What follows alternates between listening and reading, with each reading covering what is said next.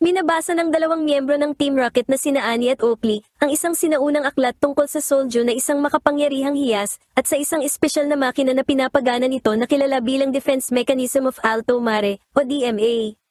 Matapos nakawin ng libro, nag-zipline sina Annie at Oakley patungo sa kanilang naghihintay na rocket-propelled na sasakyan, at nagtungo sa kanilang susunod na destinasyon, ang lungsod ng mga kanal ng Alto Mare sa Johto. Sumapit ang araw ng taunang Tour de Alto Mare, isang karera ng water chariot sa mga kanal ng Alto Mare. Sa pag-asang makamit ang tagumpay, sumali si Ash kasama ang kanyang Totodile, habang ang kanyang kasama sa paglalakbay na si Misty at ang Corsola nito ay nakikipagkumpetensya rin.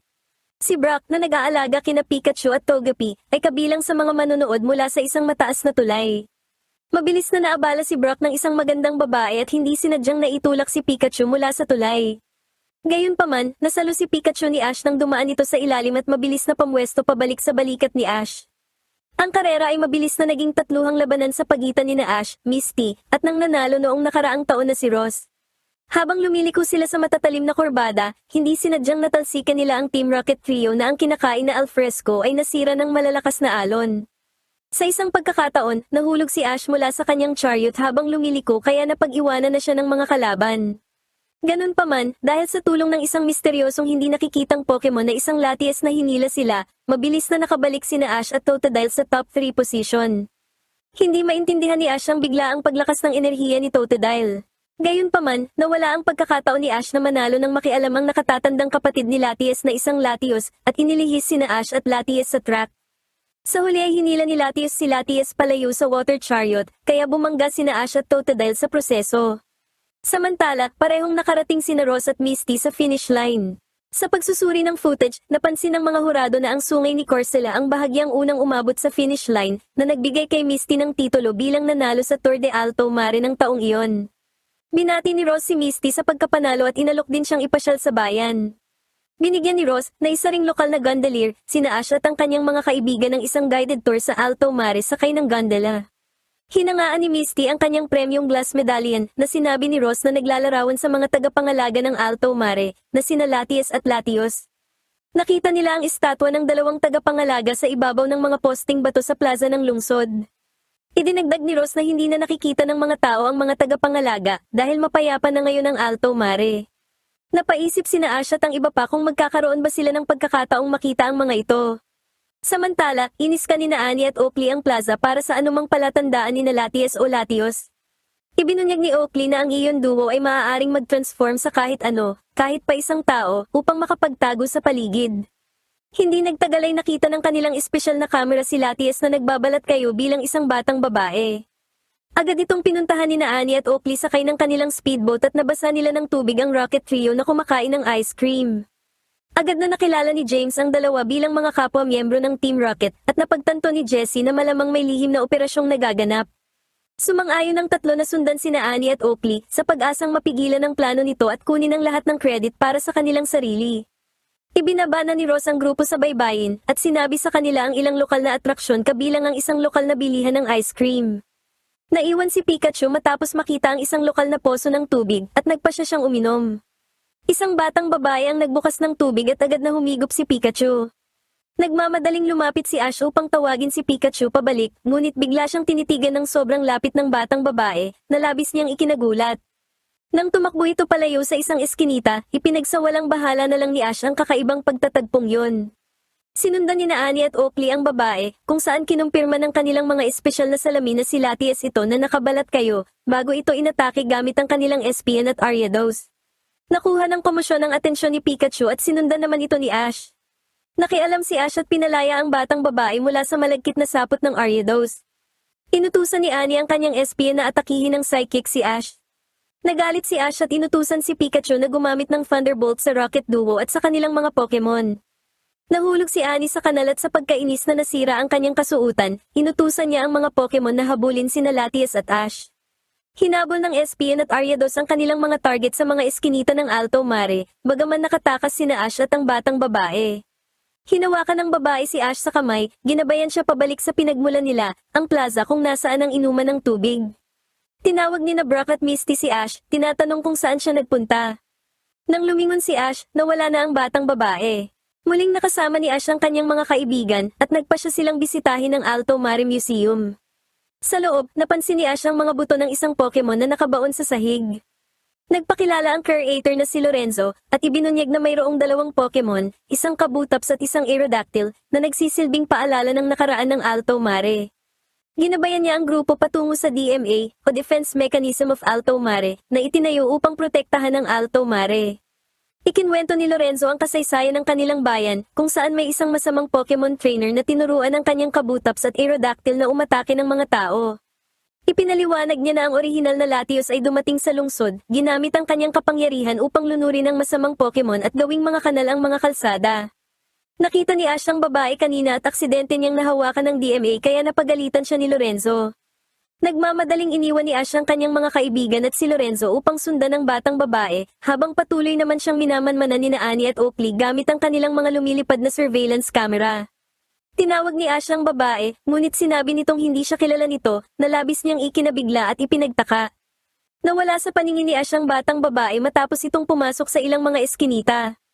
Maya-maya ay muli niyang nakita ang batang babae at sinenyasan siya nito na sumunod. Dinala ng batang babae si Ash sa mas marami pang mga eskinita, at sa huli ay sa isang pader na ladrilyo, kung saan ito pumasok. Pumasok din sina Ash at Pikachu sa pader at lumabas sila sa isang secret garden na may napakagandang landscape at may maraming mga wild Pokemon. Muling lumitaw ang batang babae na ginabayan sina Ash at Pikachu at nag-swing sa isang duyan. Inatake si Ash ng isang hindi nakikitang Pokemon, si Latios na determinadong itaboy ang mga tagalabas. Nabigo si Pikachu na matamaan si Latios ng atake at naitulak siya nito. Humarang ang batang babae para pigilan si Latios.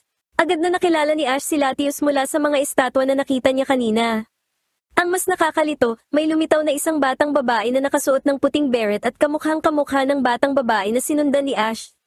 Habang inuutusan ng babae si Latios na atakihin sina Ash at Pikachu, dumating si Lorenzo mula sa museo upang itigil ang gulo.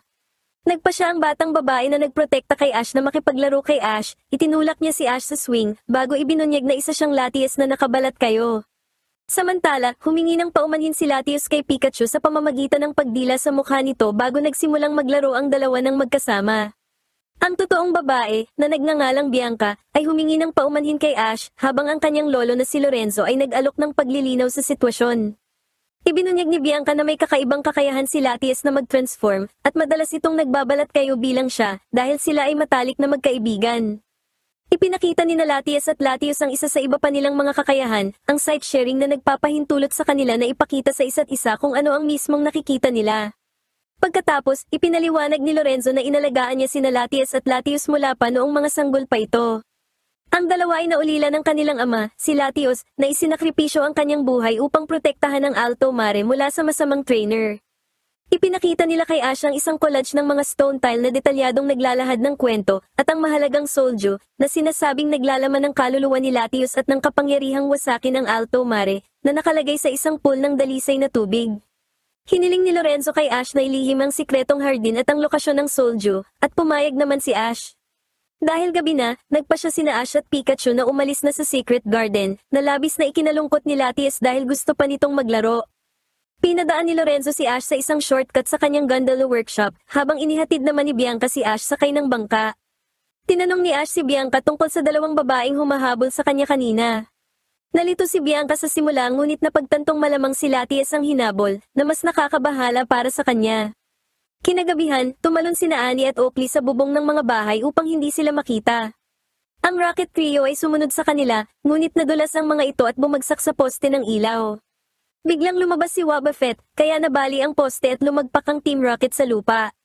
Ginamit ni Annie ang kanyang SPN upang patulugin si Lorenzo, na abala sa pag-ukit ng isang gondola sa kanyang workshop.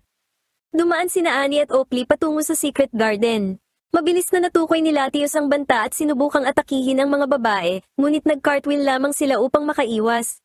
Naging invisible sina Latios at Latios na ikinagulat ni Annie at Oakley.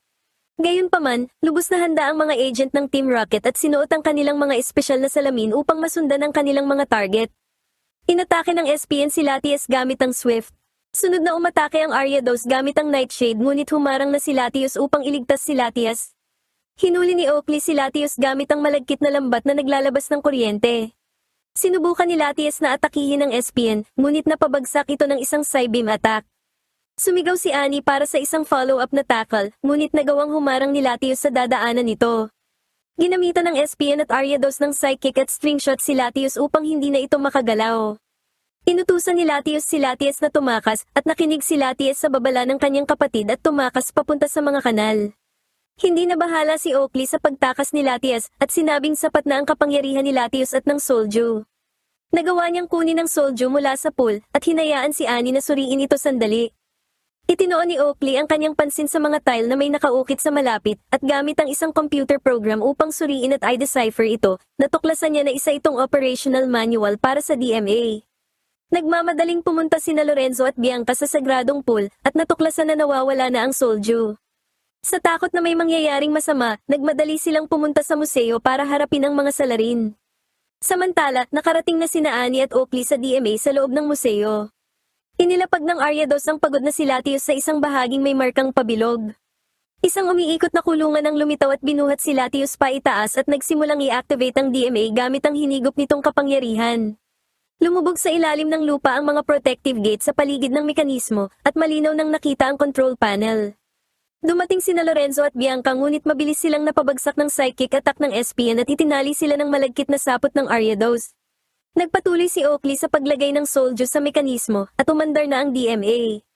Samantala, si Latias ay pumunta sa Pokemon Center upang humingi ng tulong kay Ash at mabilis na nag-transform bilang si Bianca. Inalerto ni Pikachu ang lahat sa pagdating ni Latias at ipinaliwanag ni Ash ang kakaibang sitwasyon kina Brock at Misty. Ibinunyag ni Latias ang kanyang tunay na anyo sa kahilingan ni Ash na ikinagulat ni Brock at Misty. Hindi nagtagal ay nakatanggap si Latias ng site-sharing transmission mula kay Latios sa museo na nagpakita kina Ash at sa mga kaibigan nito ng masamang balak ni Annie at Oakley. Nakita ni Ash na itinali sina Lorenzo at Bianca habang kinuha naman ng Soldier. Sakim na pumasok mag-isa si Oakley sa control pod at hindi pinansin ang mga pagtutol ni Lorenzo at binuhay niya muli ang Aerodactyl at Kabutops na minsan nang naghasik ng banta sa Alto Mare.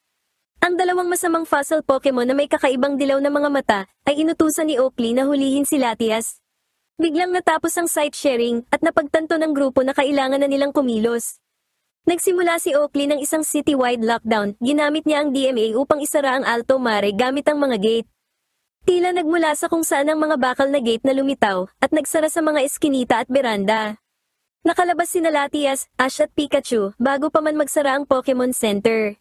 Si Ash, na determinadong iligtas ang Alto Mare at si Latios, ay nakakita agad ng isang gondola at inutusan si Latias na gabayan siya patungo sa museo. Di nagtagal ay tinambangan sila ng binuhay muling Aerodactyl na hinawakan si Latias gamit ang mga paa nito. Tumalon si Ash dito bago inutusan si Pikachu na gumamit ng Thunderbolt na nagpalaya kina Latias at Ash. Nagpakawala ang Aerodactyl ng isang Hyper Beam na sumira sa gondola at muntik nang maglunod kay Ash hanggang sa makialam si Latias. Habang binubuhat ni Latias sina Ash at Pikachu sa mga kanal, napansin ni Ash ang isang water chariot na nakasandal sa malapit. Sa pamamagitan ng pagkakabit kay Latias sa puli, madaling nahila si Ash sa mga kanal at nagawa pang matakasan ng Aerodactyl matapos lumiko sa isang makitid na daanan ng tubig. Sa Pokemon Center, inakyat ni Misty at Brock ang ilan sa mga harang, ngunit hindi pa rin sila makalabas dahil sa bakal na gate. Dahil napansin nilang naiwan ni Ash ang lahat ng iba pa nitong Pokemon, inilabas ni Brock at Misty sina Crobat, Politoed, at Corsola upang tumulong kay Ash pansamantala. Inatake sina Ash ng binuhay muling Kabutops, ngunit dumating ang mga backup na Pokemon at nailigtas si Ash. Habang papalapit sina Ash at Latias sa museo, nagpadala si Oakley ng isang pader ng tubig patungo sa kanila. Gumamit si Latias ng safeguard, iniligtas ang kanyang sarili at si Ash mula sa pagkalunod. Dahil dito'y nasira ang DMA na nagkulong kay Oakley sa loob dahil nag-overwhelm ang mga control nito. Ang malakristal at asul na Soldier ay naging isang malabong orb at nagsimulang humingi ng mas maraming kapangyarihan ng makina mula kay Latios. Hindi nagtagal ay dumating sina Ash at Latias at mabilis na pinalaya ni Ash sina Lorenzo at Bianca mula sa pagkakagapos habang sinubukan ni Latias na tulungan ang kanyang kapatid na si Latios. Matapos nilang banggain ng ilang beses ang spherical cage na humahawak kay Latios, sa wakas ay nagawa rin itong madaig ni Latias, habang hinila naman ni Ash at ng iba papalabas si Latios. Tumigil ang DMA sa pag-ikot ng mabilis, habang bumalik naman sa ulirat si Oakley mula sa pagiging overwhelmed ng mga control. Nagpasya si Annie na dapat na silang tumakas, at pumayag naman si Oakley. Pumunta si Annie upang kunin ang Soldier mula sa DMA, gayunpaman, naging dahilan ito upang mabasag ang espesyal na hiyas at tumilapon siya sa control pod dahil sa pagsabog ng enerhiya. Sumara ang hatch na nagkulong kina Annie at Oakley sa loob habang muling na-activate ang DMA, na ngayon ay pumipintig sa pulang enerhiya. Nakarating na sina Misty at Brock sa museo habang nangyayari ang lahat ng ito. Ipinahayag ni Lorenzo na nagkakatotoo na ang propesiya, ipinaliwanag na ang Soldier ay napakatagal nang wala sa tubig, kaya lilisanin na ng tubig ang mga kanal sa buong Alto Mare. Tulad ng nasa propesiya, umurong lahat ng tubig mula sa Alto Mare. Nagbabala naman si Lorenzo na may mas masamang pangyayaring darating. Naramdaman ni Latias at Latios ang susunod na banta, isang tsunami wave na malapit nang tumama sa lungsod. Direktang sumugod ang magkapatid na iyon sa alon at pinigilan ito gamit ang kanilang napakalakas na kapangyarihan na nagmistulang isang higanting asul na orb. Ang ngayon ay mabilis na umaagos na alon ay nagsimulang punuin muli ang mga kanal at daluyan ng tubig habang inanod naman ang Rocket Trio. Gayunpaman, pagod na si Latios at naubos na ang lahat ng kanyang kapangyarihan. Tulad ng kanyang ama noon, ginawa niya ang pinakamatinding sakripisyo upang iligtas ang lungsod ng Alto Mare. Isang maliwanag at asul na beam ng liwanag ang lumitaw sa kalangitan na nagpapahiwatig na pumanaw na si Latios sa mundo. Nagsimulang humupa ang mga epekto ng DMA, kung saan bumalik ang mga binuhay muling Pokemon sa kanilang mga pwesto sa museo, at naglaho na ngayon ang mga barikada sa buong lungsod. Pagsapit ng umaga, isinama ni Lorenzo sina Bianca at ang iba pa patungo sa dagat upang hanapin sina Latios at Latias. Isang wild na mantay at isang pares ng Chinchou ang nagdala sa pagod na si Latias ng direkta sa kanilang gondola. Natutuwa si Bianca na muling makasama ang isa sa kanila, ngunit hindi niya naiwasang magtanong kay Latias tungkol sa kinaroroonan ni Latios. Tumingin si Latias pa itaas sa kalangitan, at napagtanto ni Bianca na ang asul na liwanag kanina sa kalangitan ay si Latios. Ibinunyag ni Lorenzo na inialay ni Latios ang kanyang buhay para iligtas ang Alto Mare, katulad ng kanyang ama. Ang nangyaring ito ay nag-iwan ng pighati at kalungkutan sa lahat. Nakatanggap si Latias ng isang site-sharing transmission na nagpahintulot sa lahat na makita ang nakikita ni Latios, ang mundo mula sa kalawakan, at sa huli ay ganap na kadiliman. Nakatanggap si Bianca ng isang bagong Soldier, isang huling regalo mula kay Latios, pagkatapos ay ibinalik na silang lahat sa gondola. Pagkatapos, inilagay pabalik ang bagong Soldier sa pool sa Secret Garden, kung saan pinasalamatan ni Lorenzo at Bianca si Latios para sa kanyang dakilang sakripisyo. Kinalaunan, naghanda na sina Ash, Misty, at Brock na ipagpatuloy ang kanilang paglalakbay sa buong Johto. Dumaan ang bangka nila sa workshop ni Lorenzo para magpasalamat at magpaalam. Tinawag ni Lorenzo si Bianca, ngunit dahil walang sagot, naisip niyang baka nakaalis na ito patungo sa palengke. Binati niya na lang sila ng good luck at nagpatuloy na ang mga bida. Habang humaharurot sina Ash at ang iba pa, nakita ni Ash si Bianca o si Latias na nakabalat kayo na kumakaway sa kanya mula sa isang tulay, kaya inutusan ni Ash ang driver na tumabi. Tumakbo si Bianca o Latias patungo sa pantalan para bigyan si Ash ng isang regalo, isang sketch, at isang halik sa pisngi. Gustong kausapin ni Ash si Bianca o Latias, subalit tumakbo lang ito palayo. Gulat na gulat sina Misty at Brock sa sorpresang halik, ngunit napaisip din kung si Bianca ba yun o si Latias na nakabalat kayo. Ganun pa man, si Ash ay hindi naapektuhan. Binuksan niya ang drawing at nakitang ito ay silang dalawa ni Pikachu na magkasama, bago muling sumakay sa bangka at nagpatuloy. Hindi nagtagal ay may nakita si Pikachu sa itaas sa kalangitan, si Latias at dalawang Latios na lumilipad sa itaas, na nagdala ng mga ngiti sa mukha ng lahat. Sa museo, abala si Lorenzo sa pag-uutos ng pagkumpuni sa DMA. Samantala, inaresto ni Officer Jenny at ng kanyang puwersa sina Annie at Oakley, matapos matuklas ang nakulong ang dalawa sa loob ng DMA. Ikinulong sa isang maximum security facility, suot na ngayon ng Rocket Duo ang mga prison stripe at nagbabasa ng mga aklat tungkol sa mahahalagang artifact na inaasam nilang manakaw balang araw.